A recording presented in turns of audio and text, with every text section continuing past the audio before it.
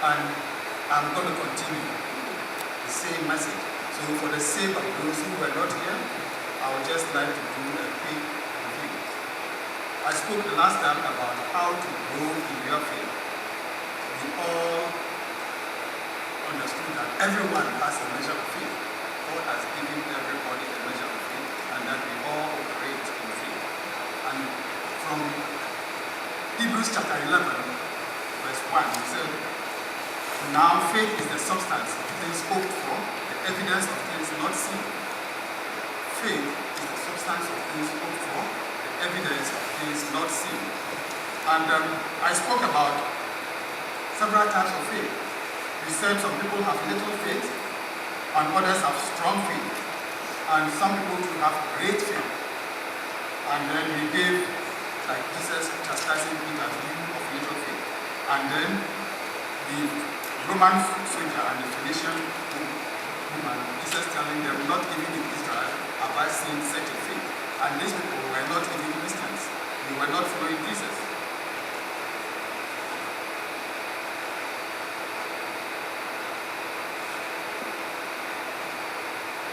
And we said faith is not something that we can have.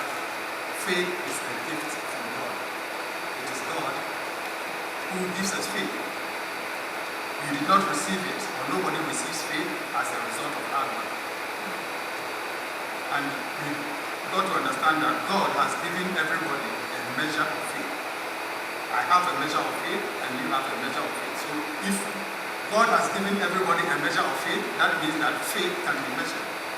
If it is in grams, we all receive like 10 grams of faith, but then the way you live the Christian life will determine whether that grams of faith, like a mustard seed, will grow and become a strong faith, or active faith, or it will shrink. People receive faith and people just lose it. And we understood that without faith, it is impossible to please God. That is Hebrews chapter 11, verse 6. It is impossible to please God because anyone who comes to Him must first believe that He exists and that He rewards those who earnestly seek Him. Without faith, it's impossible to please God. So if you come into church and you just join any church and you just attend every Sunday and you have no faith, you cannot please God. Because the starting point of our faith, it means that of your journey with God means you have to have faith in Him. Anyone who comes to God, anyone who comes to church, you must believe that there is God and that He rewards those who seek Him. You can just come to church and sing and dance and participate, but if you are not diligently seeking God, you are missing the point. Then I talked about several types of faith. We spoke about natural faith, which we all have. When you came here, somebody, the ushers gave you a chair that is made of cardboard, and you look at it and you say, no, I'm not going to say this. Because you don't have faith in that. We operate naturally by faith. And natural faith gives us confidence. And then we have what we call saving faith. Saving faith is what believing in Jesus Christ. When you believe in Jesus and you take Him as your personal Savior, you have saving faith.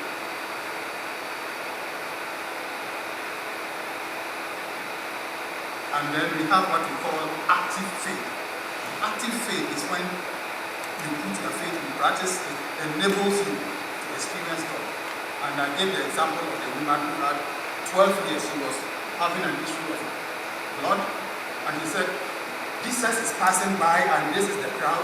If I can just touch the fringe of his garment, I know I'm going to be healed. She put her faith into action and she touched it. And Jesus said, somebody has touched me. That's what we mean by active faith. So active faith enables us to experience God. Then what my sermon is based upon today is called overcoming faith. Overcoming faith empowers us to live victoriously. We are Christians, but most Christians are living defeated life. We are allowing the devil and the world to beat us up. because we don't have overcoming faith.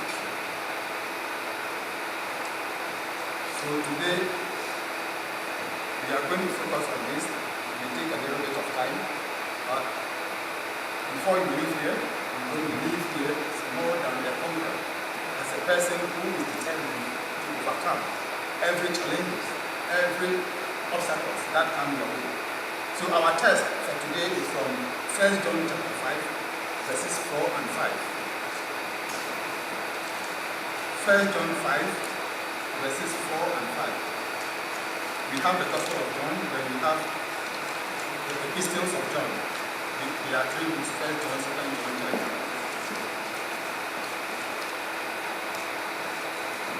1 John chapter 5, verses 4 and 5, and it reads, "For everyone born of God overcomes the world. This is the victory that overcomes the world, even our faith. Who is it that overcomes the world? Only the one who believes that Jesus is the Son of God." That is the NIV. The New King James is, "For whatever is born of God overcomes the world." For whatever is born of God overcomes the world. And this is the victory that overcomes the world, our faith. Who is he who overcomes the world but he who believes that Jesus is the Son of God? The King James has more literal translation from the Greek. Whatever is born of God overcomes the world. Whatever can be a person, an individual, male, female, young, old, tall, or short. So far as we are human beings, we are part of whatever. Whatever person, whatever human being is born of God overcomes the world. And number two, the whatever can also mean purpose or intention. Whatever purpose you have, whatever intention that you have, that is born of God, overcome the world. And number three, whatever can mean plans. Whatever plans, whatever initiatives, whatever you are pursuing, if it is born of God, it will overcome the world. So the Bible is giving us for people, activities, things that are programmed or set apart to be victorious. So when the world throws challenges, pressures, tribulations at you, there is a category of people who are going to be overcomers. We have looked at whatever. Now let's look at what it means when the Bible says something is born of God. What does it mean? What is your understanding of something or a person being born of God? When we say something is born of God, it means it is inspired by God. That God has breathed into it. It means that the Spirit of God is in it. It is not the work of man. You see, in Genesis, we see that when God created man out of the dust of the earth, he breathed into man and man received the Spirit of God. Our salvation is a work of God's grace. It is inspired by God. Point number two, when we say something is born of God, it means that it is initiated by God. It is started by God and it is led by God. Number three, when we say something is born of God, it means that it is inhabited what? It is inhabited by God. It means God lives in it. It makes room for God. It is not enough for something to be inspired by God. It must continue to make room for God.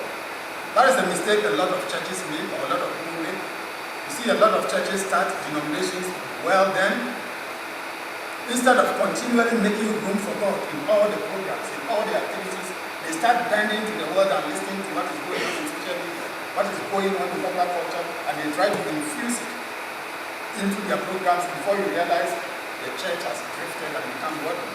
The same applies to our home life, the type of friends that we keep. You as a Christian and I as a Christian, if we need to become victorious and be overcomers, we need to continually make room for God in everything that we do. We don't have to make room for our friends. If you make room for your friends who are not Christians, they will influence you before you realize you have become a totally diluted Christian who has no God in real life. So when something is born of God, it means that God lives in it. It makes room for God, not just one time, but it has to continually make room for God in your plans, in everything that you do.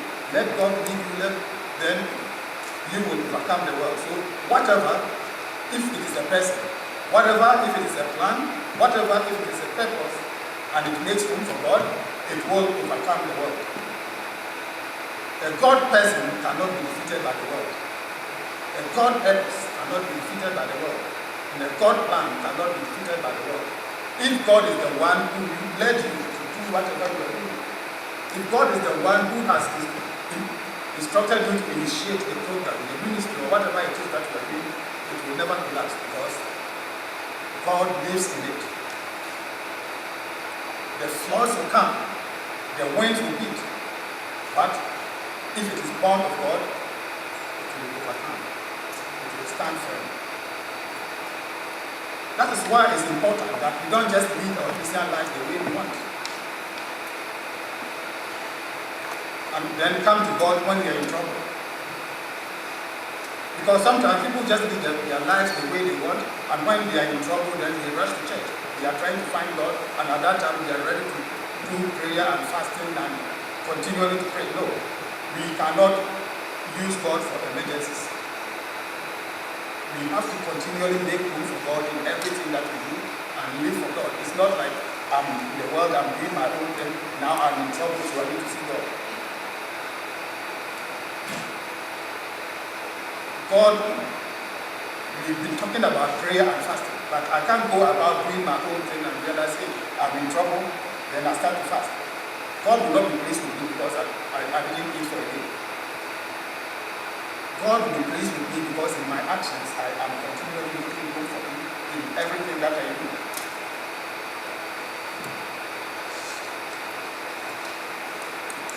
Listening to what Jesus says in the Gospel of John chapter 16, verse 33. John 16:33, Jesus said, "These things I have spoken to you, that in me you may have peace.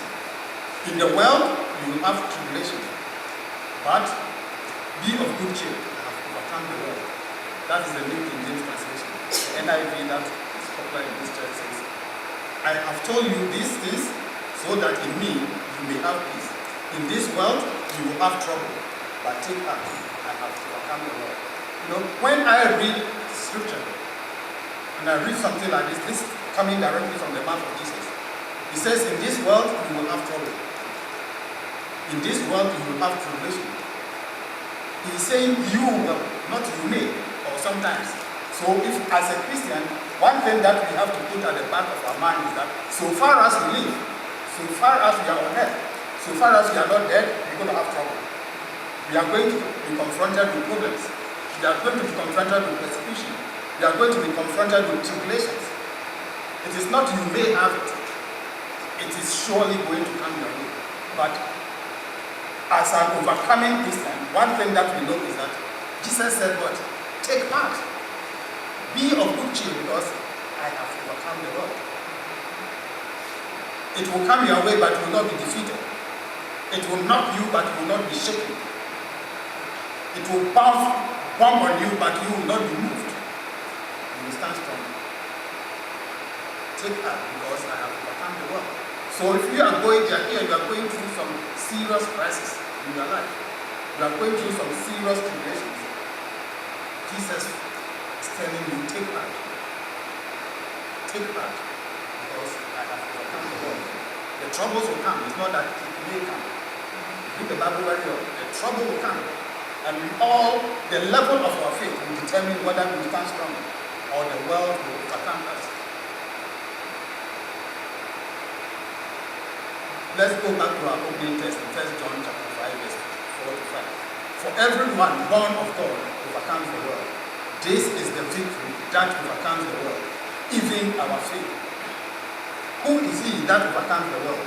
Only the one who believes that Jesus is the Son of God. This is the victory that overcomes the world.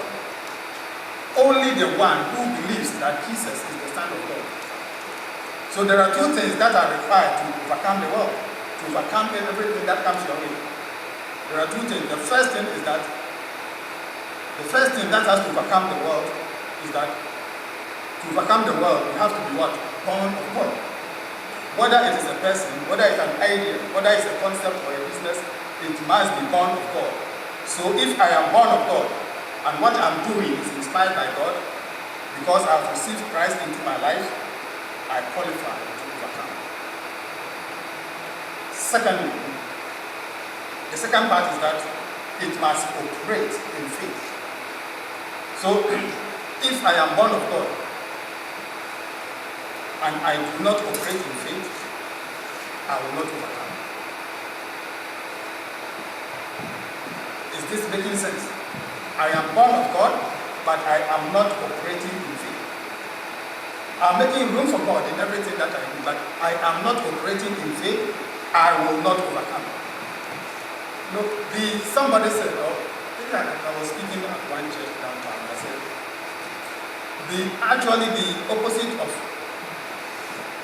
faith is not lack of faith, that is fear. Jesus said, take heart. In this world you are going to have trouble. In this world you are going to have persecution, temptation, tribulation. It will come your way. But take heart, for I have overcome the world. So if you start going through your storms, serious things are coming your way, and you doubt, the devil will give you an option. The devil will give you an easy path. And the world will overcome you. So we cannot walk in doubt and unbelief and be overcoming Christians. We walk by faith. As Christians, we walk by faith and not by sight. I have to be born of God and I have to operate in faith. So when it comes to operating in faith, people have all sorts of ideas as to how to walk in faith. It is great to pray. It's also good to fast, as we learned sermons about it. But prayer and fasting is not faith.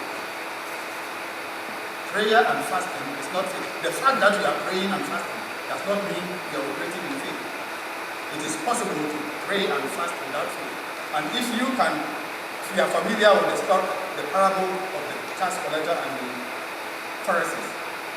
The Pharisees stood up and said, I fast 7 days a week and I pray 3 times a day, and he was boasting and bragging. But the tax collector, the publican, who bowed his head and said, oh me, I'm a sinner. Jesus said, this guy has more faith. This guy is more justified before God. So we have to be genuine about what we are doing. We don't have to put up a public show. We don't have to put up a public show about our Christian journey and whatever we do. Faith is not more fasting. Faith is not more tears. So when you are going through crisis and you are crying before God in prayer, that is fine, but that is not faith. Faith is not more begging. Faith is not bravado, courage, or recklessness. Because if these are what faith is, and faith is not self-confidence. You know, the devil confronted Jesus after he fasted for 40 days and 40 nights. He said, you are the Son of God, just bow down, jump, for God has prepared his angels to catch you. Jesus looked at him and said, I can't do that. If you are the Son of God, turn stones to bread. So we don't go about and say, hey, look at me, I'm a Christian. I can show you the power of God. That faith is not recklessness. You can't go jump from the building and expect angels to catch you. Jesus didn't do that.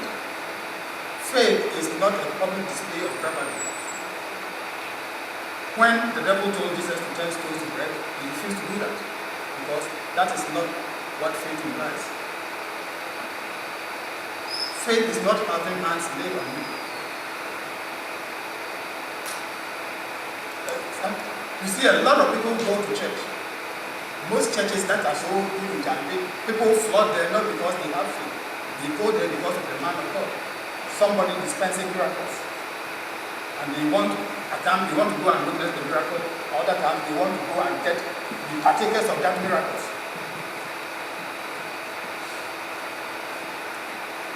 Whatever is born of God overcomes the world. This is the victory that overcomes the world. Our faith. So faith is simply the conviction that something is what is true. For faith to be in operation, we have to believe that something that we rely on is what? Is reliable. For faith to be in operation, we have to believe that something that we rely on is what? Reliable. Rely on Jesus. Jesus is reliable. So if I come to him in prayer, if I come to him in fasting, he will listen to me. Because he said, come to me, all ye that labor and heavy laden, for I will give you rest. So the faith,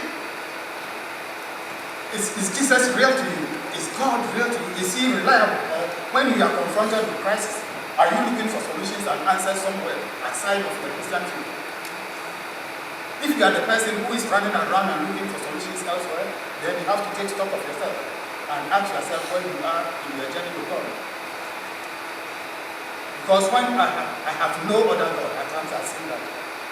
I have no other God but you.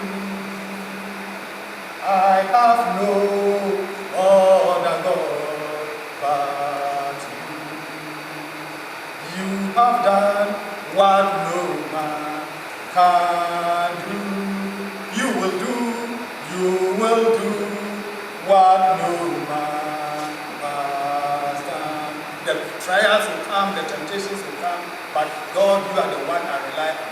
I have no other God but you. If you reach a point in your life when you realize that you have no other God but Jesus Christ, and you put your faith and confidence in him, and you cry unto him, he will answer. You are not walking in doubt. You are not walking in unbelief. You fast and you pray, he will listen to you, because he is reliable to you. Whatever is born of God overcomes the world. This is the victory. Verse 5. Who is he who overcomes the world but he who believes that Jesus is the Son of God? Our faith must be rooted in who? In Jesus. Our faith must be rooted in Jesus Christ. So when I say I'm going to overcome the world, how can you tell? I am born of God, I have God's Spirit in me, and I have faith. Faith in what? I have faith in Jesus Christ. So I am more than overcomer. I am more than a conqueror. It is not by my might, but by the Spirit of God. It's not by might. It's not by my spirit. Praise the Lord. It is not by our might. We have to believe in the one. He is reliable. He is reliable. He is the one whom you can. He is the rock upon whom you lean and you will never fall. He is the shelter who will shelter you and you will be saved from all the arrows that the world will throw at you. But you have to continually look for him. When we say we have faith in Jesus, what about him? We have faith in him. What about Jesus? There are two things about Jesus that we should have faith in. The first is that we should have faith in who he is. His nature, his position, his power. We have faith in him as a person. Secondly, we have faith in what he said, his promises, and his assurances. We have faith in Jesus as a person, and we have faith in his word, his promises, and his assurances. We can say, oh, I have faith in Pastor Audrey, but I don't believe in what he says. That is contradictory. You cannot have faith in Jesus, but do not believe what he says. If he says, I am with you always, to the end of the world, I believe that. If he says, I will not leave you, neither will I forsake you. He says, I will give you your daily bread.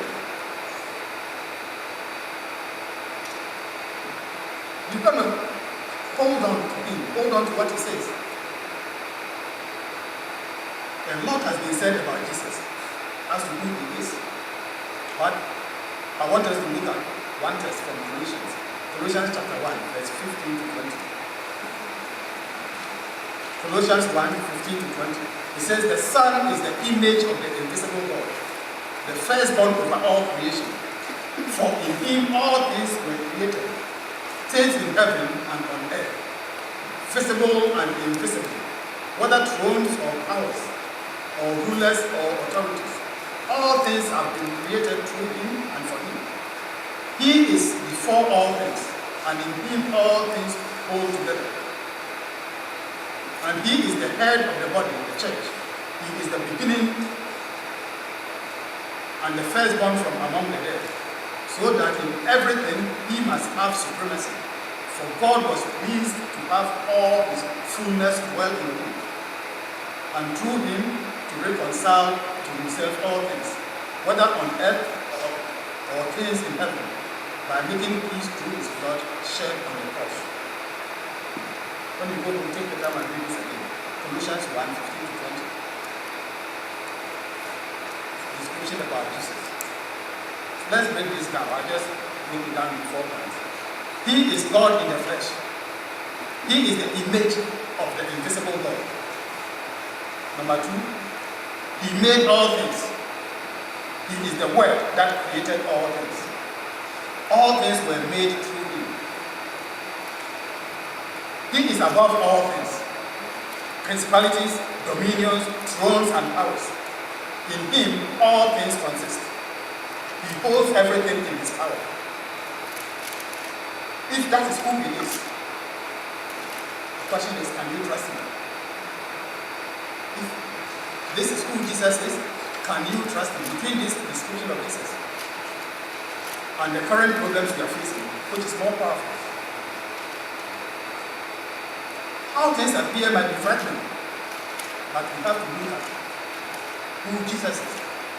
You remember when Jesus was walking on the water, and Peter got out of the boat to walk on the water to meet him.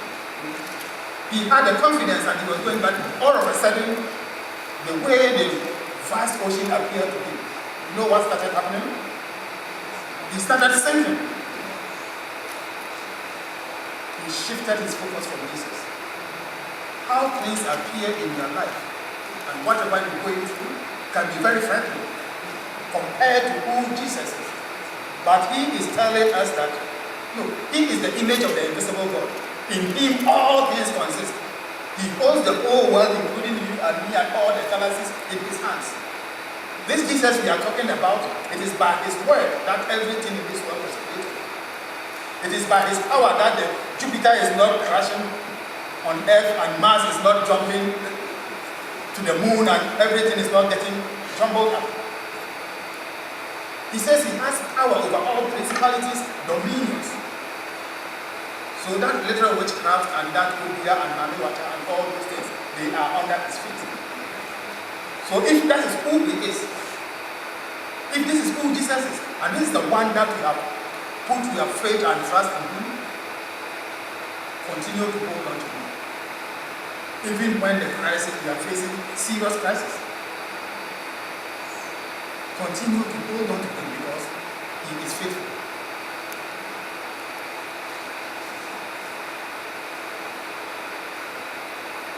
He said, he also said, if you have faith,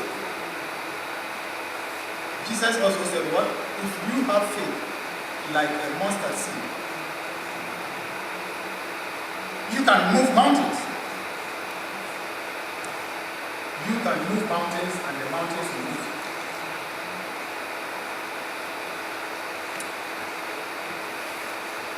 Now, let's look at what he said.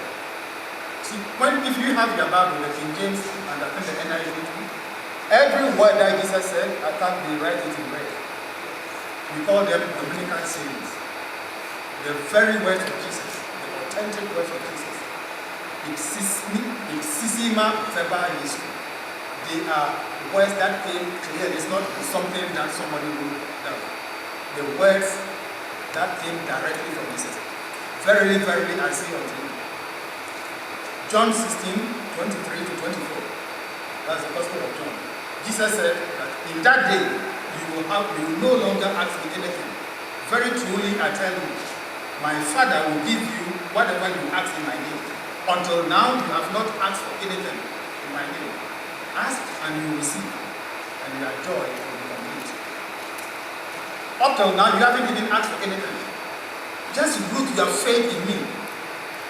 Get your faith and your confidence and everything in me. Then ask anything that you want in my name. It didn't say go to somebody to ask for you. Ask in my name and it will be done. These are the words of Jesus.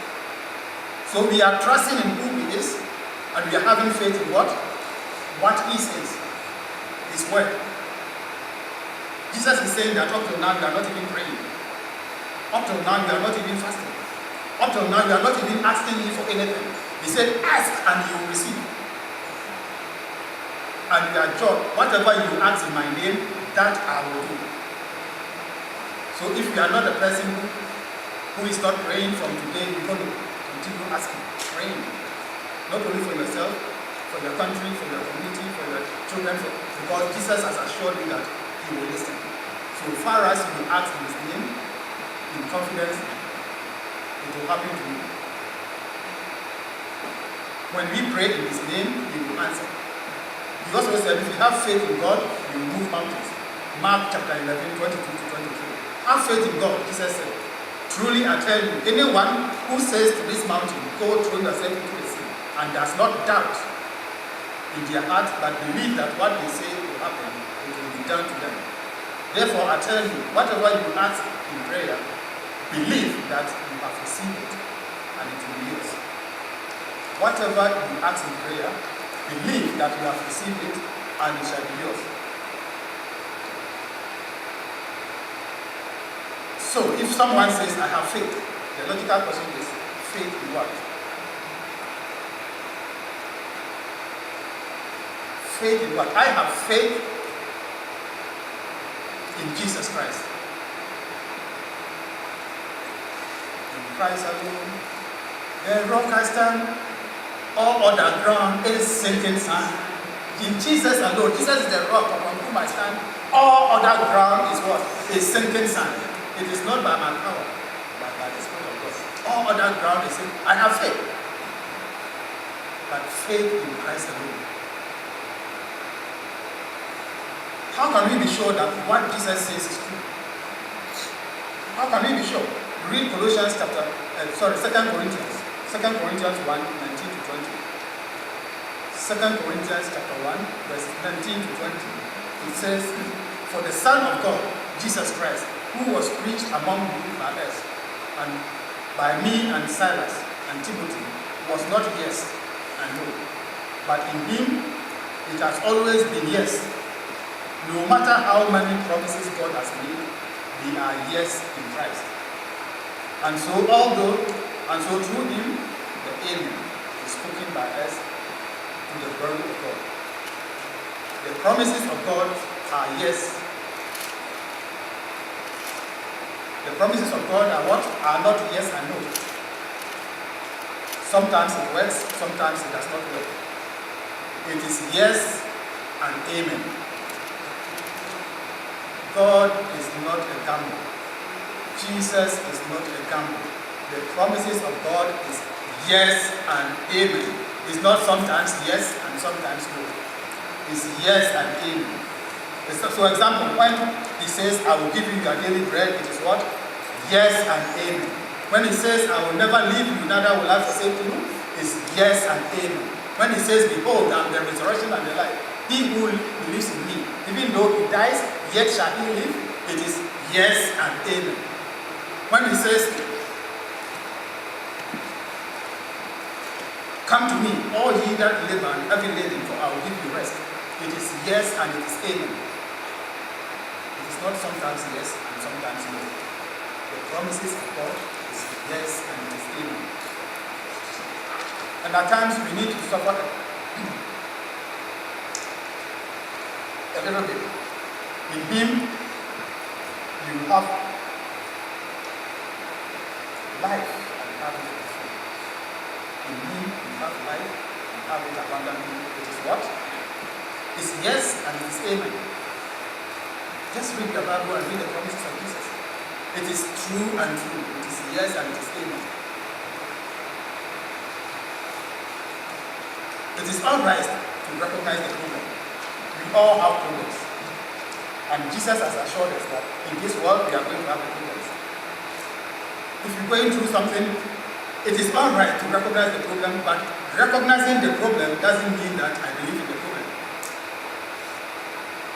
Recognizing that I have this problem doesn't mean that I believe in the problem. Yes, the problem is there, but the one I believe in is greater. Is what? Greater than the problems here happening.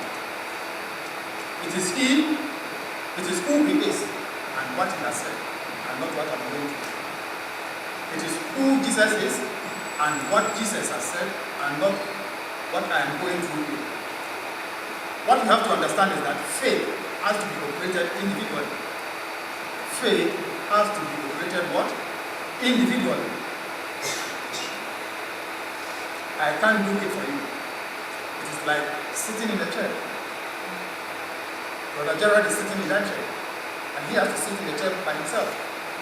Nobody can sit in the chair for him. You got to come to Jesus.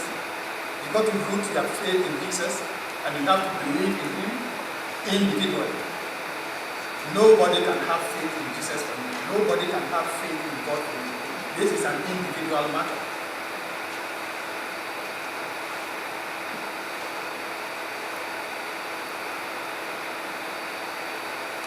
Faith is an individual and faith is personal. In my language, I was trying to get Pastor Mo to find out from Nigeria, but what I know in Ghana, in my language, you know the literal translation of faith? In my language, it means Jidi. In so many Ghanaian languages, that is what it means. Jidi. Take it and eat it. The Jidi. Oh, I believe that. It means I take and I eat. So, to have faith, it means you have to receive it. Now you are receiving this message. It's one thing. You have it in your hand. But in order for you to have faith, you have to eat it. You have to grab the message and you have to put it into you. That is the Ghanaian language. I have faith. In most African languages is translated like that. I don't know about Nigeria, but Ghana's where I've been. Faith is GDP. And the person who receives. A lot of people go to church, they receive the message, but the message is in their hand. It is in their hand and they are working with it. When they have trouble, they drop it and they run to go and look for some answer somewhere. You take the message and you have to ingest it. Take it and put it into you. Then you are full. Let the message, let the word of God dwell in you richly. Let it dwell in you so that when you are walking anywhere, it is not by your might. You may be small, you may be tall, skinny, but the enemy sees you, they will tremble. You will be an overcoming Christian because you take the word and you ingest it. Take the word and ingest it. That is the literal translation. It's not good. Ask anybody from Ghana, what does faith mean literally? Can you translate it? You tell them, you take it and eat it. When you understand, what you have to understand is that faith has to be operated individually. Nobody can faith for you. Do you have faith? How big is your faith? Do you have faith? So, my little brother, he always says, Christianity is not churchianity. To be a Christian and to be a churchian, he came with that word.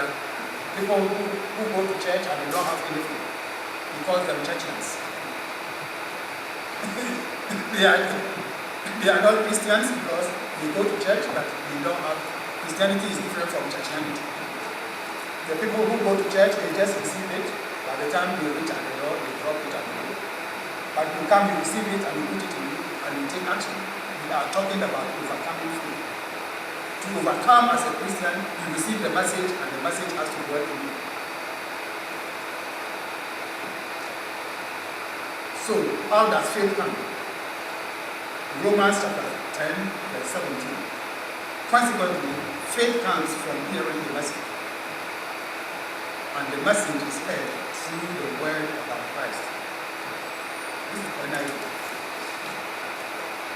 The King James says, so then faith comes by hearing, and hearing by the word of God. Faith comes by hearing. If you have no faith, it means that you have not received the word of God. If you have no faith, it means you have not received it. Faith is not a respecter of church titles. Faith comes by hearing. So you are hearing the word now, and you can hear the word more when you go home and you keep reading the Bible. Faith is not a respecter of what? Titles. So when somebody says, I am a pastor, I'm a senior pastor, I'm a bishop, archbishop, a deacon, elder, a man of God, a woman of God, that does not imply that the person has what? More faith. Faith is not a title. That is the more reason why Jesus was pointing to people who were not even following him, and he was telling them, this woman has more faith. I've never seen the person, the whole of Israel with faith like that. And the Phoenician and the Roman centurion who told Jesus, don't even come to my house to come and pray for my child. I'm an army commander and I know I can give orders and people listen to me. You stand here and just say the word and I know my child will do it. He said, wow, I haven't seen such a faith before. So, faith is not a nice title. Somebody says I'm bishop, so that doesn't mean the person has incredible faith. Faith comes by hearing. You have to hear the word of God. The primary way to hear, for God to speak to you, is what? Through the Bible. You come to church just a Sunday and you hear the word of God, and for the whole 6 days you are not reading the Bible, your faith will not grow and will not be overcome. Keep reading, especially the Gospels, the New Testament, the very words of Jesus, his promises. Take hold of them before you realize you are more than overcome.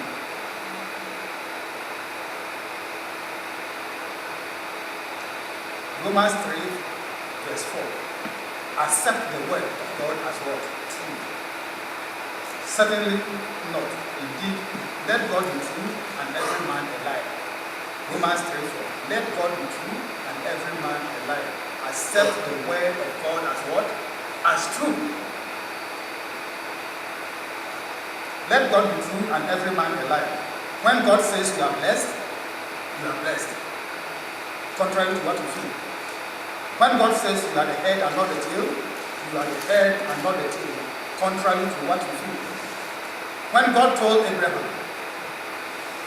you are the father of, I've made you the father of many nations. Abraham didn't wake up the following year and had triplets.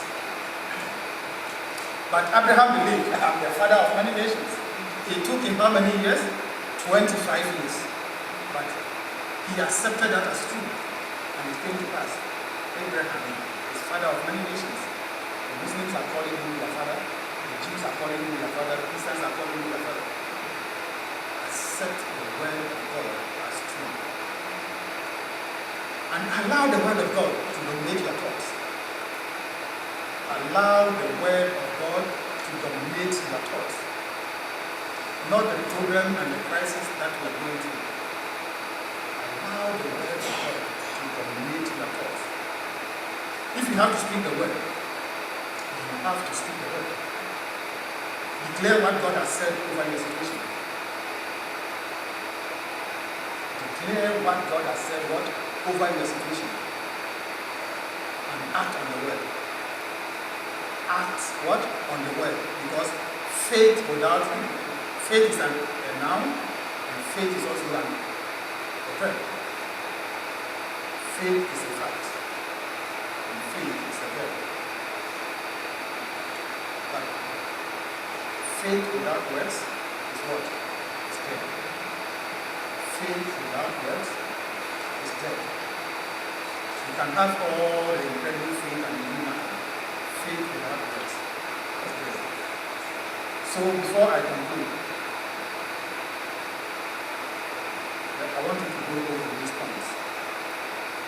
We can have victory in our battles and destroy the arrows of the enemy through our faith. We should not lose our faith or patience till the promises of God are fulfilled in our life. There is no reluctance on the part of God to bless us and to fulfill His promises. We must remove the hindrances to faith, such as doubt, unforgiveness, and disobedience. Jesus had total control. Jesus had total faith because he lived in complete harmony with God. And we should do everything that we do, we should let God live in our hands. Jesus lived in complete harmony with God and he was an overcomer. Faith is having a complete assurance of the promise, even before seeing the fulfillment. Having the complete assurance of the promise, even before what? Seeing its fulfillment.